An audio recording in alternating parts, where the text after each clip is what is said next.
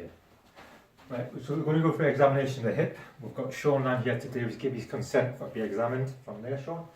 So for the purpose of the video, normally we'd actually get Sean and check his spine first and make sure his spine's all clear, but for the purpose of the video that's been done, so we'll just go straight up for the hip examination. Get your stand side up, Sean. So first of all, you've got to look, make sure your stance is okay, any sort of symmetry sort of different on there. I would ask Sean just to walk up and down here first, Sean. So just to look at the patient's gait, and make sure he's not really taxed, no sort of swaying of the hips on a sort of Trans-Ballenberg sort of style pattern. Looking for his gait, making sure his facial expression that he's not in pain. Okay, just stand forward, face me, Sean. So one of the easiest tests to do is a Trans-Ballenberg. So put both arms out first, Sean. So you're just going to see if he's got any sort of hip or sort of abductor sort of weakness. So all I actually do, Sean, is stand on one foot, and you're looking to make sure that on say his pelvis it rises superiorly, not inferiorly, and change sides. And again, notice if there's any sort of pressure on one side where he's actually using you to support yourself, indication of an abductor sort of weakness. That's fine. So we're getting to the bench. So you lie flat on your back for sure. Okay. So first of all, we're just going to look for active range of motion before we've got a passive range of motion. So we're just going to see it on the flexibility of Sean. So first of all, which is always quite short, we're going to just get you to keep it straight leg raise. So just raise your legs straight towards the ceiling. Again, you just look for any sort of facial expression, any tightness sort of the quadriceps and the hamstrings, maybe obviously the hamstrings, straight back down. And the opposite side first, Sean. Again, obviously Sean's quite tight here on the hamstrings, as you can see. Okay. Okay, right. So before we start doing examination of cells, you can look sort of any vascular problems or neuro problems.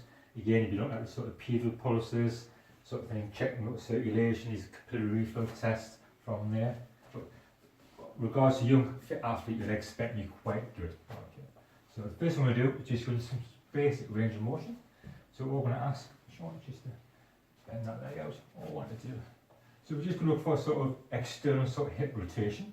So again, look for any sort of painful expression, any sort of pain at all. No pain, Sean. Do you know that? All good. Okay. So this is again no pain whatsoever. You do both sides. Again, just looking for that external hip rotation. Sort of things you'd expect to see on here.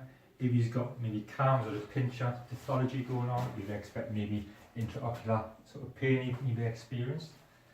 Okay. And this time we're just going to go for more of an external. So you more likely to see the CAM with pincher on the internal, sort of intraocular sort of pain. Nothing at all, Sean. No. And again, and obviously with this history at the start, before he's done his history, you'd have a rough idea or indication what you may be looking for, especially an athlete. You have a good indication when the pain started, what caused the pain, what the provocation of the pain was. Okay, that's fine. So we're just going to do it for base, so just put your foot down there first, Sean. Again, once again, you can just look at the range of motion, how much flexibility he's got. So, and we'll just look at the patient all the time for his facial expression. Any pain doing that? No. None whatsoever. And you can look for end range as well. There's kind of a locking sensation, or maybe it's more muscular tightness rather than actually an SI problem. Okay, nothing doing that? No. Okay. And you check on both sides. Just a light bit of pressure. Again, just checking for how much his hip drops. Is any sort of torus, any sort of abductor strains from there. All that feels fine. And just for a sort of strength test, it's a quite easy basic strength test. Put your foot up. Okay, just push the water ceiling first, Sean.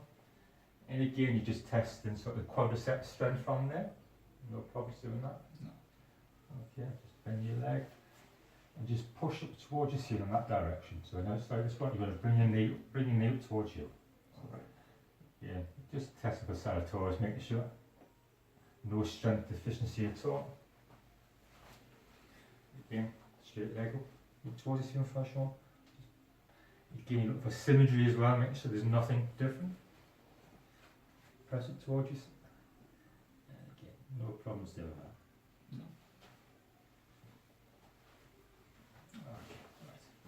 what you do, Sean, we're just going to do some basic Thomas test as well. So I want to bring both your knees up towards your chest. Okay, hold on quite tight. You want to hold both of them.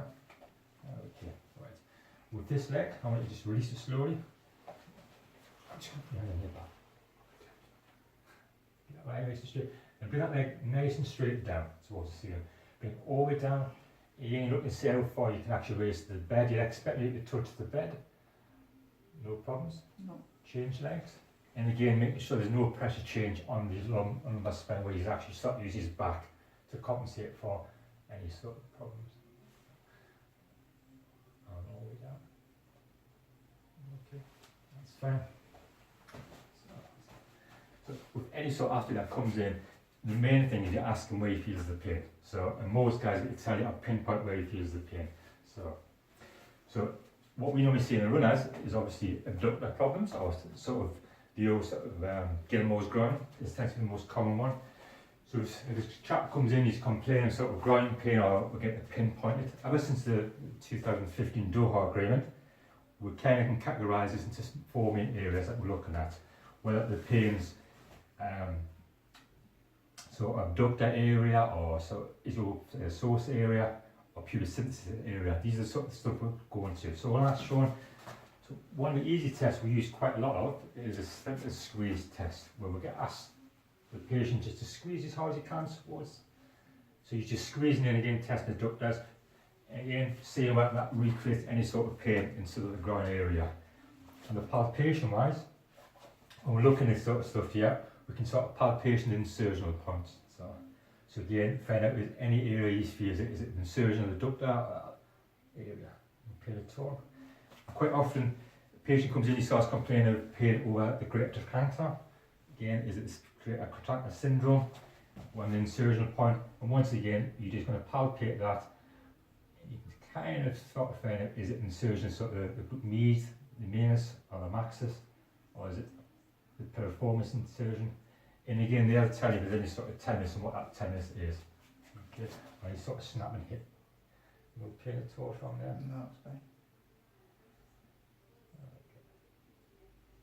And once again, keep asking for feedback, and obviously keep an eye on the patient to see if any palpation links in sort of facial grimace. We're just going to get you to lie on that way, Sean. Once again, the patient starts complaining that he's got pain maybe in the gluteal area. So is it piriformis? Is it an insertional sort of a high hamstring problem? So once again, is it a true bursitis? What's the very? You can just an AP compression test. Any pain on that? Not so. Okay, just going to stretch that and duck those. Any problems? And there, none whatsoever. Okay, just lie straight back on your back again first.